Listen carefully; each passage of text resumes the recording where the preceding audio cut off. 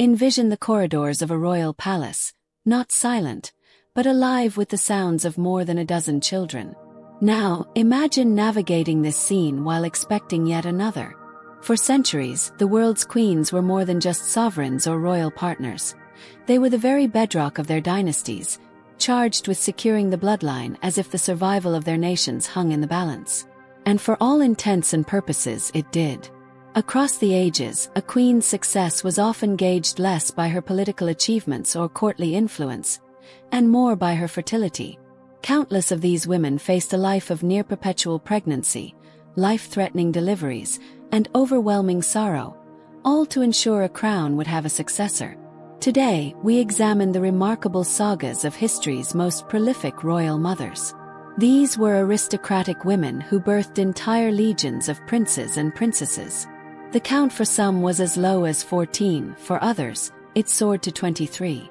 But concealed behind every royal birth was a woman managing an existence defined by obligation, peril, and profound loyalty. Our journey begins with a celebrated icon of Indian history, Mumtaz Mahal. Born in 1593 into a family of Persian nobility. At only 19, she became the cherished partner of Shah Jahan, inheritor of the sprawling Mughal Empire. While he had two other consorts, Mumtaz was his true soulmate. After fathering a single child with each of the others as was his duty, Shah Jahan directed his complete devotion to Mumtaz. Their connection was so strong, she was his companion not only in the royal court but also on the battlefield.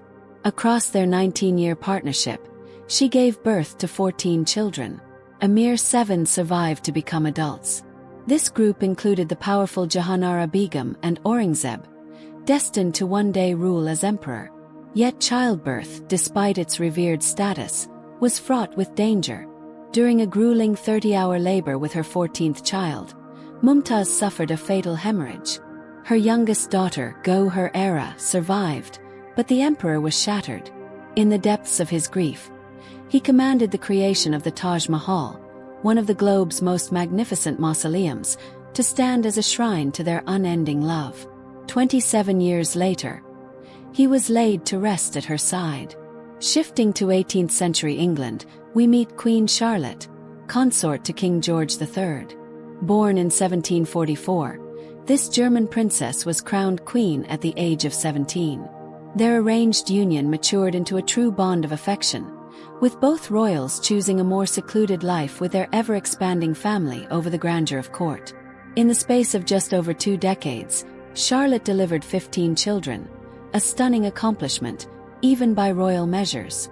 Among her offspring were George IV, William IV, and Prince Edward, who would father Queen Victoria. Despite her dedication, Charlotte spoke openly about the physical burden of constant childbearing.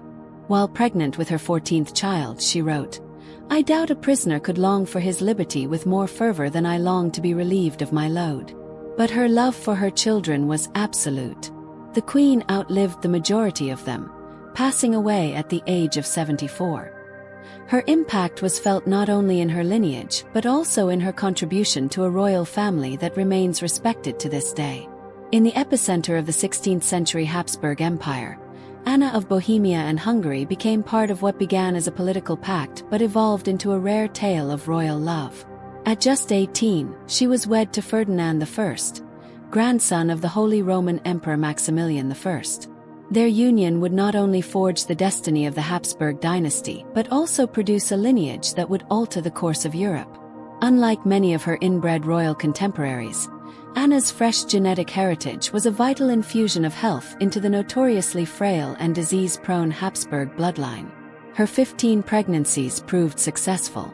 13 of her children lived, a truly amazing outcome in a time when child mortality was a constant shadow over every nursery.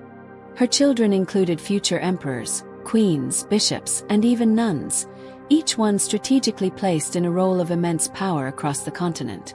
But such extraordinary fertility demanded a heavy toll. During the labor of her final child, Anna developed puerperal fever, a common and often lethal post-delivery infection, and died at only 43 years of age. Her death was more than a personal loss. It was a strategic setback. Ferdinand, heartbroken by her passing, never remarried. He honored her memory for the rest of his life, ascending to become Holy Roman Emperor 9 years after she was gone. Let's travel back to the 13th century, where we find a queen whose court was often a military camp and her throne a saddle. Eleanor of Castile, a Spanish princess, was married to her cousin Edward, the future King Edward I of England, when she was a mere 13. This was far from a symbolic marriage. She rode alongside him into combat, traversed harsh landscapes on crusades, and gave birth time and time again, 16 times in total. However, the medieval era was harsh. Disease and warfare were constant companions, and Eleanor suffered the agony of seeing most of her children perish in infancy or their early years.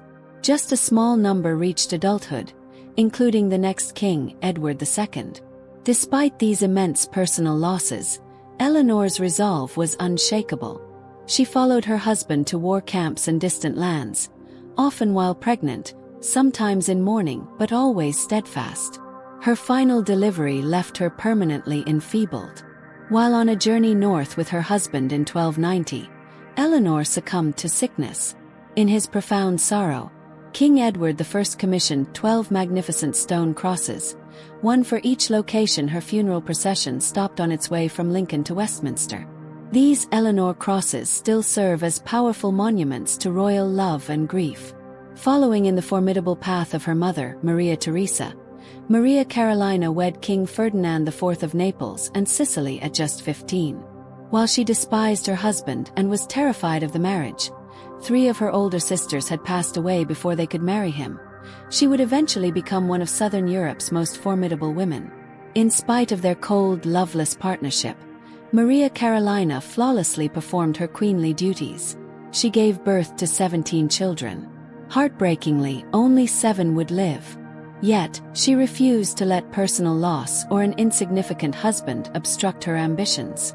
She asserted her dominance over the affairs of state, dictating policy and reinforcing royal ties through the calculated marriages of her living children.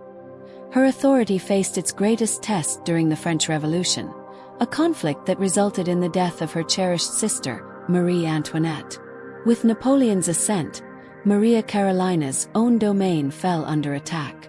Ultimately forced to flee into exile, she died in Austria at 62, shattered by revolution but remembered as a queen of steel-like will and fierce dynastic ambition. Few rulers have known sorrow as intimately as Queen Anne of Great Britain, over a span of 16 excruciating years, and was pregnant 18 times. And yet, in a cruel twist of fate, not one of her children lived to see adulthood. The losses were ceaseless. Miscarriages, stillbirths, and infant deaths cast a long shadow over her entire life. Her one son to survive past infancy, Prince William, Duke of Gloucester, passed away at the tender age of 11. Modern physicians speculate and might have had Hughes syndrome, a disorder that causes dangerous blood clotting. This condition would have made it nearly impossible to carry a pregnancy to full term and likely caused the health issues that troubled her later years, ultimately leaving her confined to a wheelchair.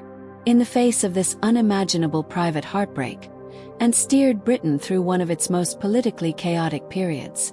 She became the first sovereign of a united Great Britain in 1707, and left a legacy of profound political reform. When she died in 1714 at 49, the Stuart dynasty ended with her, its bloodline tragically erased. Finally, we arrive at the queen who set an unbreakable record. Queen Darejan of Georgia, also known as Daria, was the wife of King Heraclius II, and between the ages of 12 and 42, she bore an incredible 23 children. This count is one of the highest confirmed numbers for any queen consort in the annals of world history. But motherhood in the Georgian royal court was anything but simple. Darejan's mission was not just maternal, it was intensely political. Her husband had sons from a previous marriage, and she maneuvered ruthlessly to ensure her own sons, not her stepsons, would be next in line for the throne. She convinced the king to rewrite the laws of succession, igniting severe conflict within the royal house. After the death of Heraclius, the kingdom fell into turmoil. The crown was passed to her stepson, George XII, who immediately ignored the amended will. The feud with her own sons escalated into full-blown political warfare. Russia quickly intervened, conquering the kingdom and annexing Georgia into its empire. Darejan, stripped of her rank and influence, was exiled to St. Petersburg, where she lived her final days under constant supervision. She died in 1807, far from the land of her birth, a mother of 23, an exiled queen, and a woman whose political cunning was as formidable as her maternal legacy. These women were far more than just queens. They were the life force of empires, the bearers of new generations, and often, the uncredited architects of dynasties. Behind the shimmering crowns and gilded thrones were mothers whose fortitude shaped our world, and their stories are worthy of remembrance.